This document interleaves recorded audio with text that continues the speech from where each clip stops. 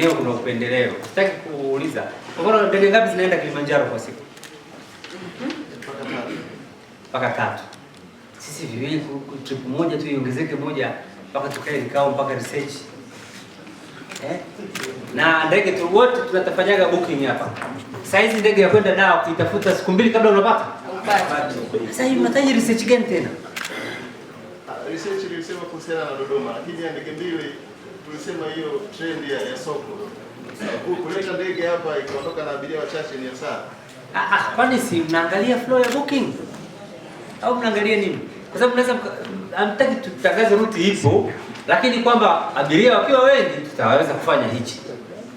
Kwa sababu lazima tuwe na alternative. Ndio maana mwezi wa 10 mpaka 12 tutakuwa na ndege mbili. La pili, imarisheni utaratibu wenu wa kuwapa taarifa watu wengi.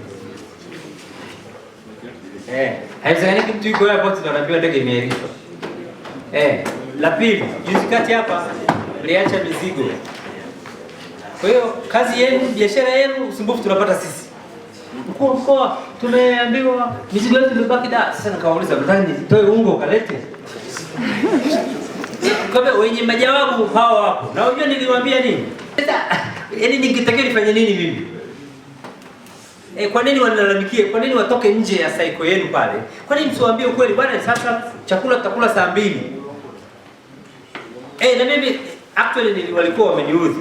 Niliwaambia walipoanza kudai chakula nikamwambia kwanza mimi najuaga mnaga maskini anapata ndege. Kwa hiyo usisumbue swala la chakula. Sasa haya majibu si mazuri, lakini nyinyi mnachelewa kuwapa watu taarifa. Tutakuwa na chakula, hatuna. Tunaenda kuwalaza, hatuendi. Waambieni ukweli kwa wakati. Mbeya wewe. Hizi haya ni mafanikio ya serikalini. Mnapoyaacha watu wakalalamika hivyo, mwisho siku wanailaumu serikali. Lakini mwenye jukumu upo. Ukiona wameandamana pale usikimbie. Wewe nenda wape majibu.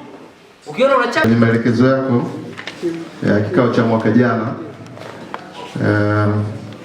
kuhusiana na ongezeko la ndege, lakini pia juu ya ndege ya mizigo sambamba na ruti ya Dodoma.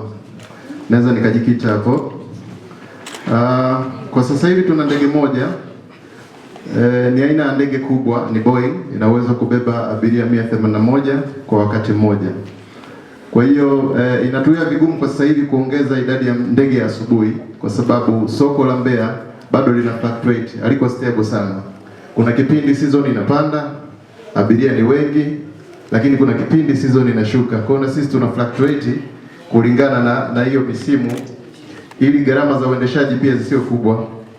Kwa hiyo kwa mfano mwezi wa 3 na kuendelea msimu unaanza kuchangamka, kwa hiyo tutaongeza ndege ya asubuhi, angalau ndege ndogo. Lini? Muda wote kuanzia tarehe 15 Machi ndio msimu unaanza kustimulate. Sisi tuna take note tarehe 15 Machi. Muda wote mimi sio nimeandikwa wapi. Sawa. Haina shida. Lakini issue ya ndege ya mizigo kwa sasa hivi bado ni changamoto. Ndege yetu ile inaweza kubeba tani 54 kwa mara moja. Sasa bado mwitikio wa wadau wetu huku wa usafirishaji, wakulima, wafanyabiashara bado hawajaweza kujiorganize vizuri kuitumia fursa hii, na sisi hatuwezi kuileta hii ndege ambayo inaweza kubeba tani 54 kwa mara moja na tani zikiwa zinapatikana ni chache. Lakini kuna option, ndege ambayo inakuja kwa sasa hivi ambayo ni Boeing inaweza kubeba tani 5 kwa mara moja. Kwa hiyo kama kuna mdau yoyote na mzigo kuanzia tani 5 kushuka chini, tunaweza kumpatia huduma hiyo. Naam, lakini swala la mwisho, ndege ya Dodoma hii iko tricky kidogo, lakini tunafanya utafiti kuangalia wasafiri wengi wanakwenda Dodoma, wengi sio kibiashara, ni kiutawala tu, mambo ya serikali na vikao na nini.